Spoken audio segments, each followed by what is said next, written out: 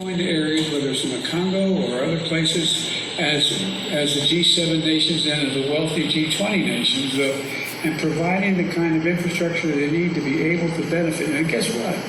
In addition to helping the environment overall, and the only existential threat humanity faces, even more frightening than a nuclear war, is global warming going above 1.5 degrees in the next 10 years.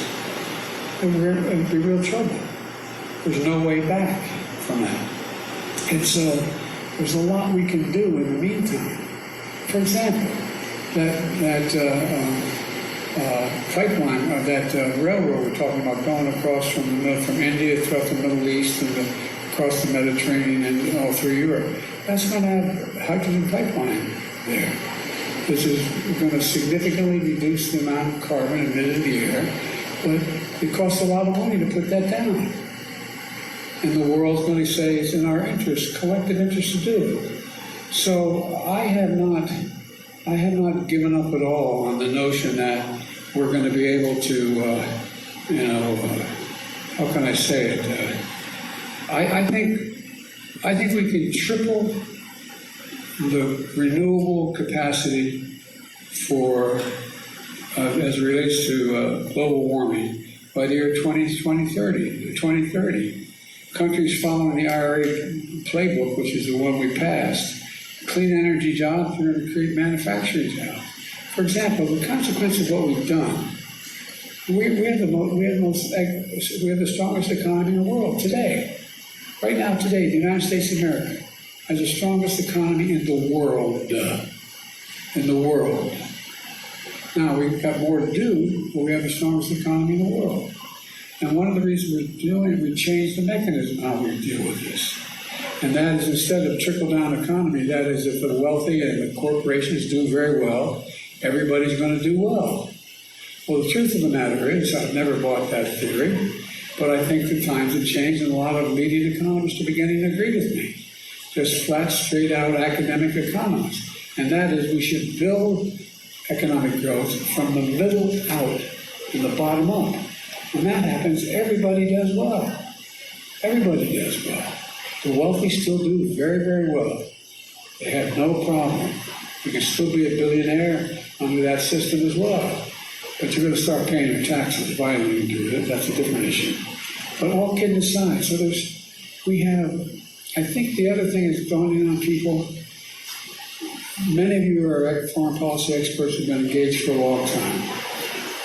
Did you ever think you'd be sitting at a G20 conference where everyone was preoccupied with the notion of global warming? Not a joke. Did you ever think that? And there's my brother loves having these famous lines from movies that he always quotes. And one of them is there's a movie about John Wayne. He's an Indian scout. And they're trying to get, I think it's Apache, one of the great tribes of America, back on the reservation.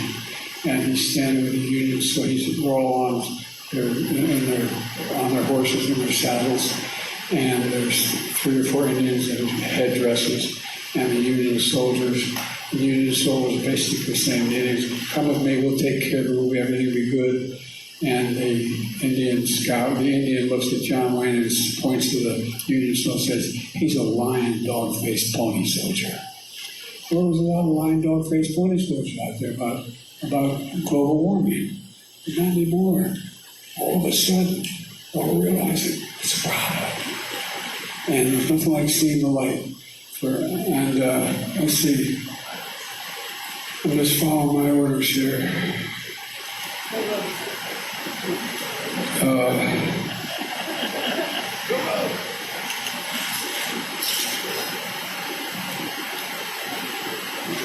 Staff, is anybody haven't spoken? I ain't calling on you. I'm calling. I said there are 5 questions. Anita, VOA. Thank you, Mr. President. I hope you didn't think that calling only on women would get you softballs tonight. Oh, I know better than that.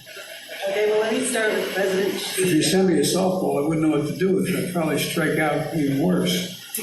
Well, let me ask you about, you've spent lots of time talking about all the time you spent with President Xi and the importance of leader-to-leader communication, yet you two haven't spoken in 10 months. And I just wonder, are you worried that this is destabilizing the U.S.-China relationship, and what are you going to do about it? And then, if I may, on Ukraine, sir,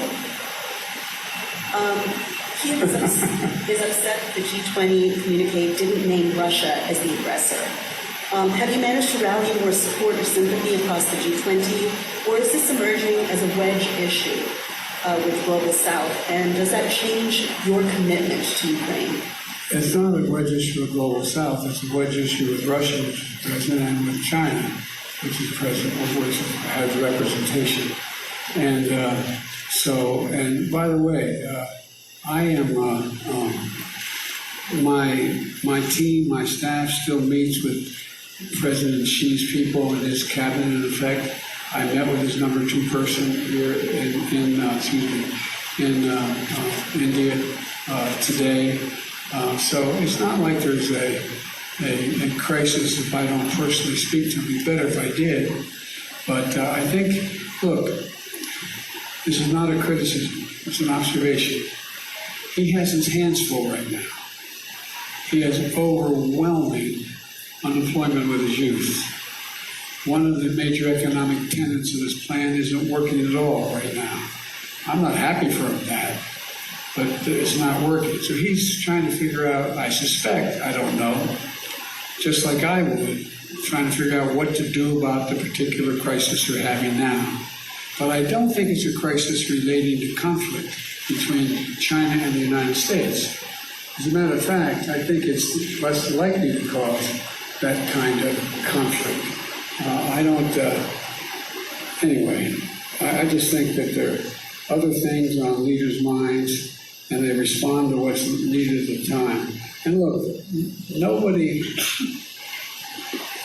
likes having celebrated international meetings if you don't know what you want at the meeting. If you don't have a game plan. He may have a game plan. He just hasn't shared it with me. But I tell you what, I don't know about you, but I'm going to go to bed. What did you talk about with Mr. Lee? You said you spoke to the number 2 from China who was in India today? Yeah. What did you talk about? We talked about at the conference overall. We talked about stability. We talked about making sure that third world, the Southern Hemisphere had access to change. Had access. It wasn't confrontational at all. Thank you, everybody. This is my press conference. Thanks, everyone. Mr. President, why do Thank you you. think it is that? Mr. President, are you putting U.S. strategic interests above human rights here in Vietnam? That's not the one. We're going all this way. Are you putting U.S. strategic interests above human rights here in Vietnam? I've raised it with every person I've met with. Mr. Mr. President, are you worried about your son being indicted